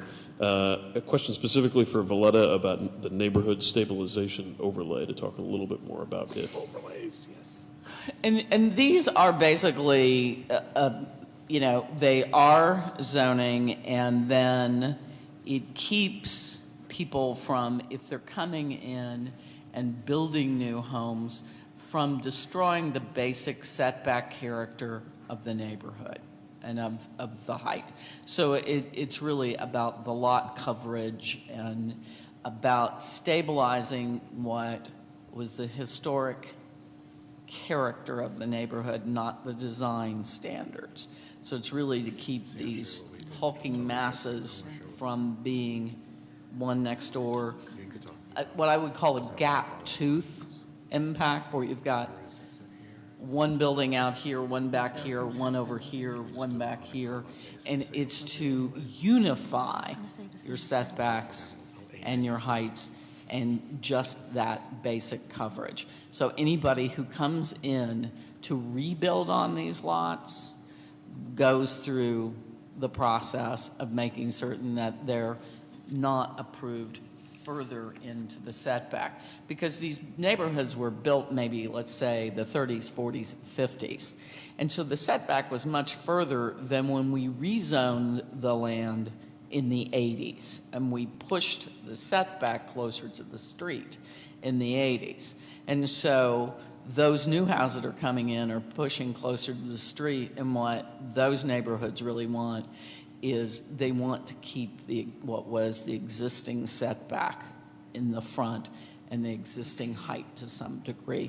And it doesn't have to go through a planning staff member as a new development occurs, or a landmark commission. It's simply going back through your building permitting process and making sure it complies with the old standards. So we took a slightly different tack. Instead of an overlay, we just built that right into the base zoning. We were very specific, particularly in our single unit and 2 unit zone districts, that the sort of infill compatibility type of standard is already there. We require you, if you tear down a house, that you look to reference lots on the same side of the block as you, and you figure out where in the range of existing setbacks you're allowed to put your new house. We call it a block-sensitive setback. So instead of just I don't know why you needed to do another overlay, maybe because you didn't update those zone districts, but that was one thing you can do when you do kind of deal with all the zone districts at once in a comprehensive overlay. You can insert those things in so you're not layering actual zone districts on top of each other. It's just part of the expectation in the bottommost layer, the only layer. And largely it was because in those, when we changed the code from when it was built to the 1980s, we are a property rights sensitive You didn't want to state. change. You didn't want to change so to go back to certain rezone. neighborhoods want to push that redevelopment and push it up to the line, and others didn't. So we allowed that flexibility based on what the neighborhood wanted. We adopted the Denver approach. We call it an infill compatibility standard. We had a lot of tear downs. Rather than doing an overlay, we did what Denver did. And anytime you're building a new home, you have to match up the setbacks. Your building wall cannot be that high, so you overwhelm the adjacent structure. And it goes straight to staff. You don't have to go through a long process. And so it just is built in. Anytime there is an infill lot situation, you just have to make sure you meet those infill compatibility standards. No overlay required. A quick question for Mike and Madison about character zones. Can you share a little bit more detail? Yeah, I think what all of our peer communities are talking about, they're a combination of form-based and architectural design, landscaping considerations, exterior building materials. You know, our 1964 zoning ordinance was form-based. We have 30-foot front yard setbacks and 10-foot side yard setbacks, and everybody was building ranch houses. That's the kind of neighborhood I live in, and it's about to become an historic district, you know, because it's 50 years old now. So that makes somebody who's 55 like me feel a little uncomfortable. We'd be happy to designate you historic. But I think these character districts are really a hallmark of this of zoning codes done in the last 5 to 10 years. One other question that came from staff has to do with the balance between strategically addressing certain priority issues first, but also having a comprehensive and cohesive approach overall, a balancing act between a code revision that addresses all issues but perhaps takes strategic aim. It may speak, Mitchell, to some of what you were talking about with the hot topics and how you went about choosing those and tackling those. If you're going to go through that sort of root canal, just get it all done. I mean, if there's a hot topic and a problem, just go ahead and go through it. Just to let you know, as I said earlier, the code planning process identified the hot topics. We knew them. The diagnostic elevated those other issues. I can't say the strategic if you're going to go through the effort of going through a new code, which is a lot of brain surgery. Get it done with. I mean, do it right the first time. Otherwise, you're going to be ending up with revision after revision after revision. And so I'm not sure I understand the question about identifying the key issues and then being strategic. It is now the rules that are going to govern how things are going to be built. And I think you want to get them right, you want to be predictable, and do them up front. So you know, that's my approach, and I feel it's just better to get it out there, talk about those issues. You know, in terms of the only strategy we deployed is the same thing that was mentioned by Mike, is that we set an effective date after it was adopted so we can have a conversation with the community. The only other strategy we employed was that we looked specifically at those hot topics and engaged the public, but it's all important. When you do a code, you got to kind of do it all at once. I mean, our codes for the past 50 years have been piecemealed, right, and I think we see what the result is. Well, can you maybe give us an example of how you framed or set up a particular hot topic, both for the public? Well, I'll name some of the hot topics. We had accessory dwelling units, tree conservation, transitions, transparency. The developers weren't too happy about all the brick walls. We required transparency requirements, frontages, infrastructure sufficiency, shifting approvals from the Planning Commission and the City Council to staff, Board of Adjustment. So those things changed, very controversial. Let me ask you this. Tear-downs. How do you, let's say tear-downs was the topic. Can you give me an example of how that would be framed for discussion? Well, we identified the tear-downs, and we hired actually an expert who I think all my colleagues know, to come into neighborhoods and start working out some of the solutions. We came up with, sounds like Denver's solution, was this infill compatibility. We found out what was a concern. We said, look, we don't want to do an overlay. Let's figure out another approach. And we came up with an approach. We sat down with the neighbors. We sketched it out. We took their block, their neighborhood, to say if this house was torn down, what would it look like? And it gave them a comfort level, and they said, we're fine. We kept testing it, and so that particular one no longer became a hot topic. It was checked. Let's move on to the next issue. And so we used the hot topics that were identified in the planning process, and we just worked through those solutions while the code writers kept working on the general body of the rest of the code. You know, one challenge I think that all communities face in this process is on a regular basis through the code writing process, topics come up that are really planning topics, not zoning topics. And those tend to be dead ends without a happy resolution. And so we called it a parking lot, where these kind of proto-planning issues were taken out of the zoning process and put on a long-range agenda for the Plan Commission to look at. But let me see if I get this straight. There are no parking requirements in Madison, but there is a parking lot. I call it the bucket, but parking lot, Bucket list, basket. parking list. I can do that one better. Cul-de-sac. We put them all in the cul-de-sac. They can't escape.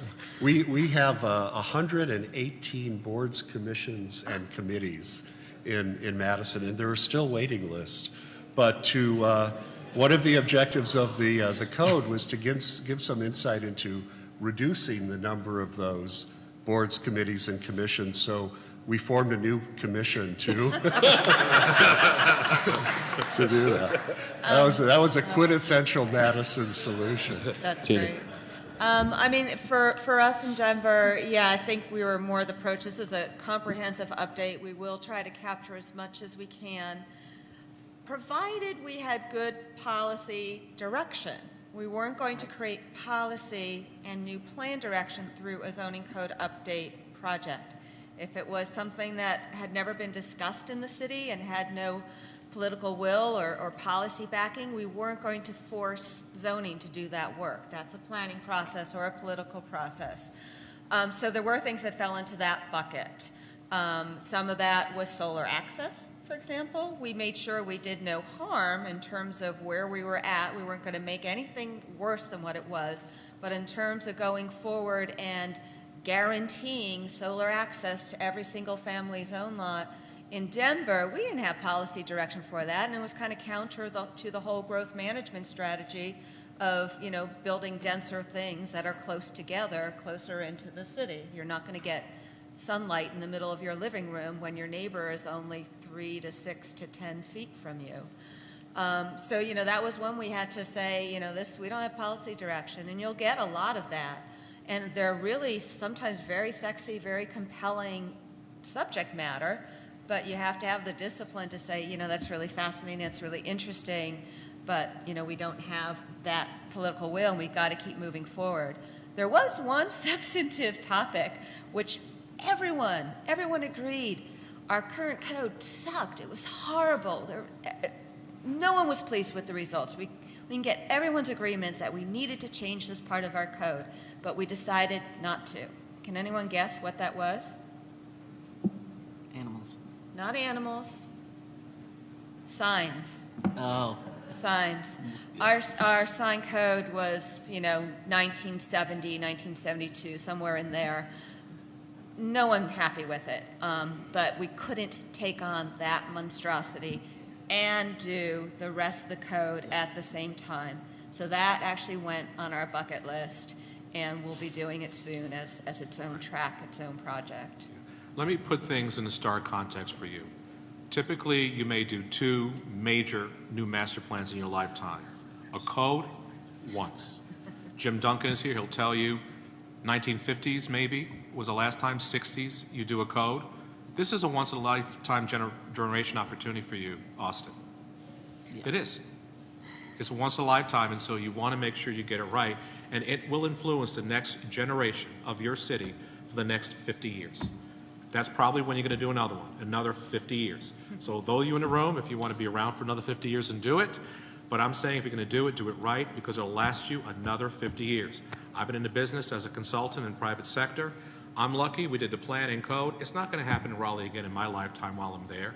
So for some of you, this is a once-in-a-lifetime opportunity.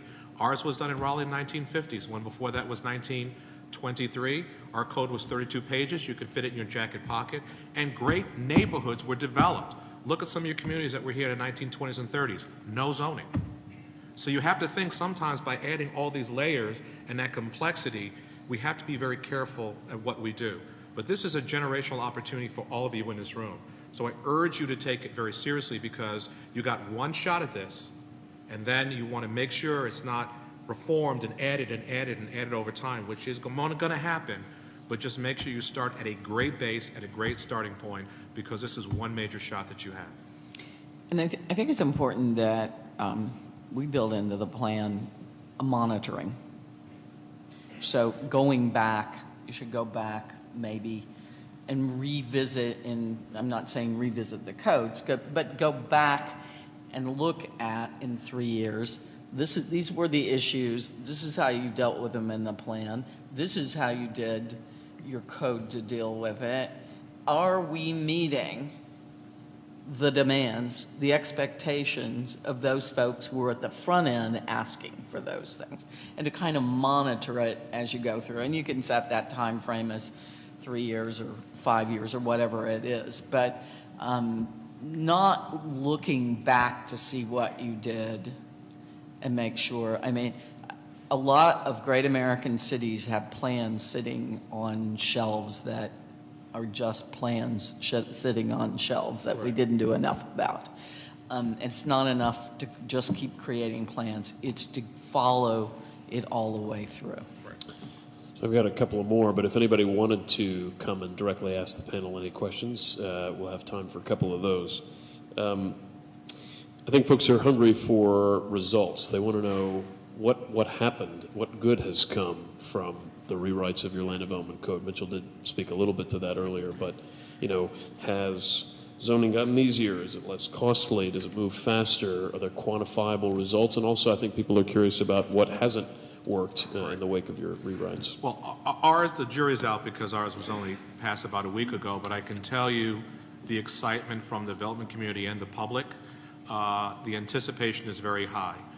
Developers already know they're going to save thousands, if not millions of dollars, which now saves you money in your pocket because they just passed the cost onto you of their cost of development. So we do know things will happen quicker. We do know neighbors will save a lot of time coming out to public hearings. Unless they just enjoy that, they can spend more time with their families or more productive things than to go down and fight for every little development project in their neighborhood. So we haven't seen it yet, but what it's going to deliver: better protection for neighborhoods, more infrastructure for bicycles, better predictability. People want this tomorrow because they know with our changing demographics, what's heading our way, new lifestyle choices, they're now much more comfortable that we have a code that is going to address tomorrow. And my hope is that Austin's going to have a code and that they're ready for tomorrow, because the entire landscape about how we live, about our demographics, it's changing this country. We just want to make sure this code is ready for it. Our public, our developers are saying thank you. We now have the tools that are ready to plan and build for that future. Well, we've had our code in place now for two and a half years, or a little over. In June, it'll be 3 years. And of course, it came online at a time that the economy in Denver was still very sluggish. So we've only really started seeing in the last year to 18 months a lot of projects coming out of the ground under the new code. But we can tell, just generally speaking, in terms of what's working well, creating a really solid framework and organizational approach to the code, grounded in those context differences and packaging things in a more graphically and highly visual way, organizing the information. Once the developers and owners get it, they get it. It's easier to use, it's easier to understand. We have a lot more language in there about why we're doing things and what we're aspiring to. So that's helped as well. So I guess our general approach seems to be holding up really well, and we've even been able to add on to it. Our former planning director, who was there as the code got adopted, his analogy was, you know, you build a solid chassis. He was from Michigan, so and he was really into cars. So you build, you know, a great chassis. Am I saying that word right? Yes. Yeah, Yes, chassis. You know, you get that solid. You make that baby be able to last forever. And that chassis could support a Pinto or it can support a Cadillac, but it's the same chassis. And, you know, you'll figure out whether in the end, you'll get your Pinto or some mid-model or your Cadillac. You can try to aim for the Cadillac, but believe me, you probably won't get there. And hopefully, you know, you won't be at the Pinto that explodes when hit. But you'll get somewhere, and as long as that chassis is solid and the approach is well, and you've thought about how you might integrate future changes in your code, whether it's a new zone district or a new building form or new uses, that you've got that chassis solidly built and it could incrementally improve and expand over time without some of the problems of the add-ons of the past that you had. So that chassis seems to be working really well in Denver. The other thing that's worked really well, and granted, this was really pushed by our business community who got very engaged towards the end of the project. Lesson learned, we should have tried harder to engage them more, even though the invitations were always put out. They didn't really show up to the table till our final draft. But they worked with us at that point very, very hard to look at a sort of reality check of our code. They were very scared of it. And we had great input from oil and gas industry, you know, the guys who build your gas stations in the community, whether this code was going to work for the gas station on the corner. Our grocery store anchors, they, you know, finally arrived at the table late, but, you know, they are serious anchors in our communities. People rely on them. Could they build what they typically build under this zoning code? We called them the Business and Retail Working Group, and they, you know, pushed back quite a bit at where we're headed, which was probably more toward the planner's utopian Cadillac version of a code, and pushed us back probably more towards the middle, but we built in a lot of flexibility as a result. It was the what ifs. Well, what if this? Or what if that? We finally started getting asked those kinds of questions by people who built things. And it's like we had to be able to answer those questions. So what we did is build in more safety valves. We said, okay, it's wonderful in a main street type of zone to get all the building to the street and build out that street wall, and it feels so comfortable for walkers, and it's an urban paradise. But when asked, well, what if you've got a really wide lot and you have a lot of frontage, but the building you want to build is only 50 feet wide and you've got 100 more feet of frontage? Are you going to make us build a false building that's 100 feet wide when we only want to use 50? Well, no, that's stupid. We don't want to do that all in the name of that's not good business, it's wasteful. So we had to start thinking about building in alternatives or exceptions or flexibility, and we did. And that's working really well. Now, you might not get the Cadillac out of the box, but incrementally we're going to get there. So if you don't have building wall for that whole 100-foot of Main Street, you'll have building wall for you know, some percentage. And you know what? You could use a garden wall as well. You could build an arcade. You can do some other alternatives that we came up with.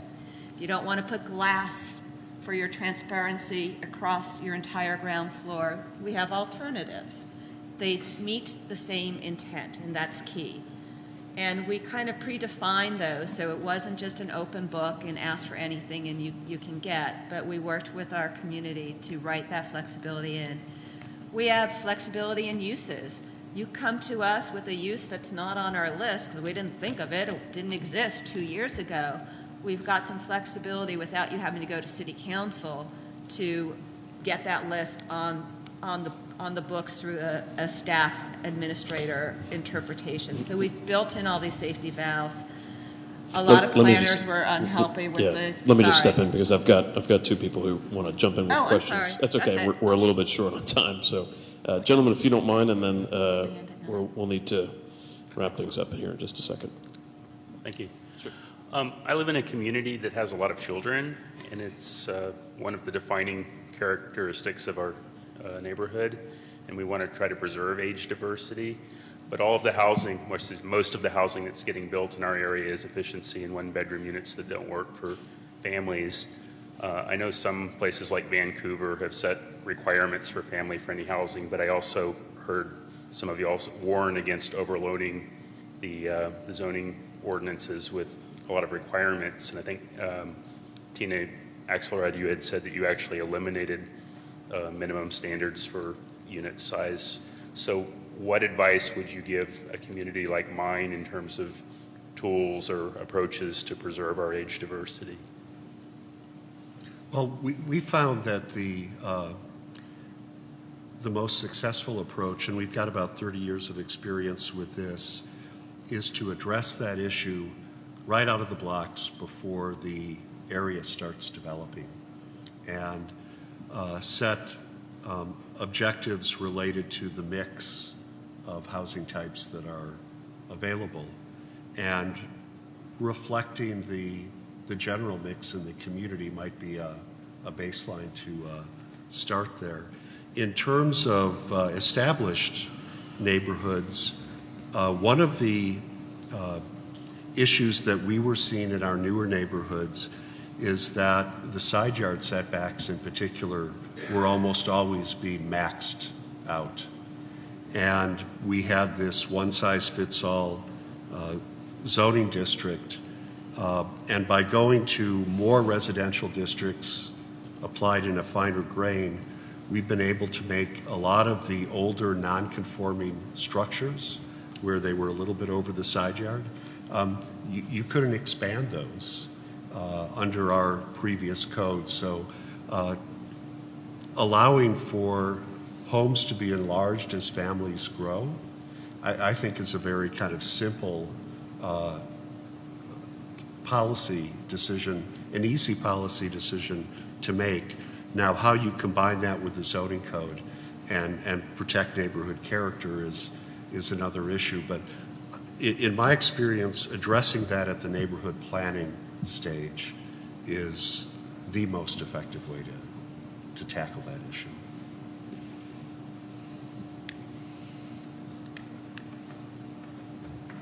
Sort of a broad question, but I hope you can provide a couple specific helpful hints to it.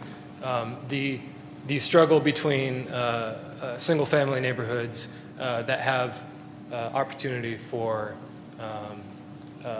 serviceable businesses, bars, restaurants, cafes, laundry, newsstands, the battle between, or the struggle between those developers and those single-family neighborhoods that actually need those services but are reluctant to let them in, and how the code building could work in everyone's favor. That's a planning issue. Yeah, we would have parked that one. Yeah. But again, in the mixed-use corridors, there is some opportunity that isn't where you have more homogeneous zoning districts. But we did in a couple of ways. In our future land use map, I agree with Mike, is that we laid out where those places could be located. In some cases, they were village centers or town centers and neighborhood centers where you saw in four corners or multiple corners where the commercial would take place. But we had conversations because we have a friendly relationship between developers. We don't have it's us against them, which is very often the case in many cities. And we try to figure out how can we grow together. And so the coding process allowed us to figure out where those commercial locations will take place, what is the level of intensity. Clearly, probably 3-story maximum would be the height limit of those locations, and then they would transition to the neighborhoods. But we have to give the developers, in some cases, enough density to actually make a project happen, but make sure there are transitions so that it doesn't overwhelm the neighborhoods in terms of parking and everything else that goes with it. So you actually can balance out the two. I think very often the no, no, no, when you say no, there are consequences to say no. It's a very popular word you hear. And very often what we try to do is when you say no to something, you're saying yes to something else. You say no to rentals, you're saying yes, seniors, young people, we're not sure we want you here. You have to walk that delicate balance between the development community and some of the residences. And through zoning, you can find that balance of where it should be located, how the transition work, all those issues about amplified music and parking, and I think you can actually have that happy meeting. So simple answer is transition area is the key. To me, transition, parking, there are some touchstone issues in neighborhoods, which is, drive-through traffic, noise, and density. And if you can work out those issues in the zoning code, we did them through the parking, we did it through the amplified music by special permits, and we did it through the transitions, then we were able to reach an agreement. Thank you. Guys, I'm going to try and sneak in one last question, but we are nearly out of time. I do want to encourage everybody who's here to give us their feedback, telling us what they felt they learned from tonight that they want to apply when Austin starts revising our land development code. There's a feedback form, and you can also text as well. You use the phrase dev code to that same phone number, 22333, to answer that question for us if you'd like. But guys, last question just in the couple of minutes that we have is around trust building. How do you build trust amongst your public to participate in the land development code rewrite? There was a specific question about encouraging people of lower socioeconomic status groups not typically involved in processes like this. There was another question about ensuring that voices who may speak for preserving quality of life by limiting growth, how do they get heard? So how do you build trust and have an inclusive process? We started with our comprehensive planning process, and it was very robust, very diverse, and we reached out to everyone. Because we had conversations about zoning issues, it was very easy to carry it over. Number two, we really emphasized to our elected officials, you have to be present, you have to show support for this process. There's always a concern that elected officials will sit on the sideline to see where the politics land and then kind of jump in, and it puts staff in an awkward position. I think it's very important that elected officials are out front and that they're showing how they support the process, that they're willing, as they hear issues, to address them up front so that they recognize that this is a partnership between the elected officials, staff, the residents, and businesses. But to me, the really hard work and evidence first starts with the planning process, where you build that relationship, and then really the coding process is part two. So I think it's a relationship between that, making sure that those elected officials and even key business leaders are showing support for this process as well. And I'd work very hard at the early part of the process to make sure that they're engaged.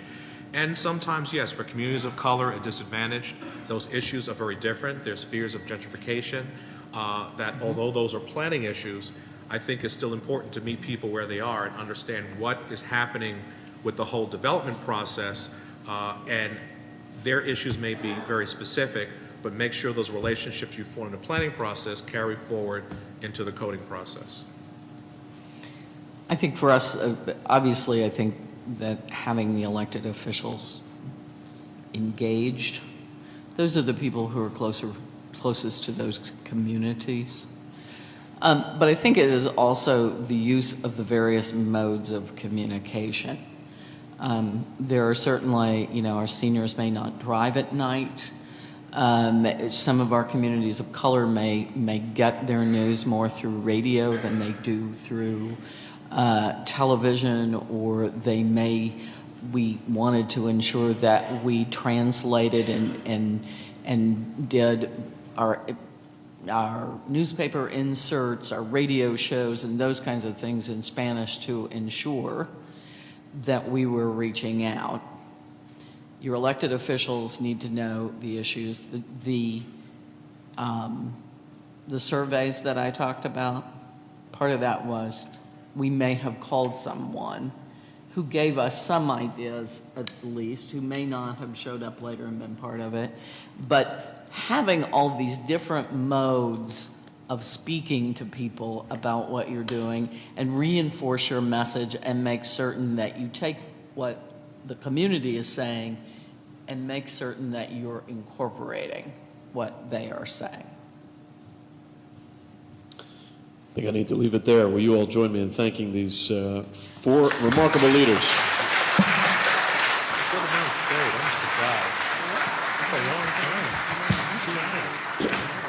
Well, it's been a pleasure moderating this conversation for you. We look forward to many more like it throughout the course of our process.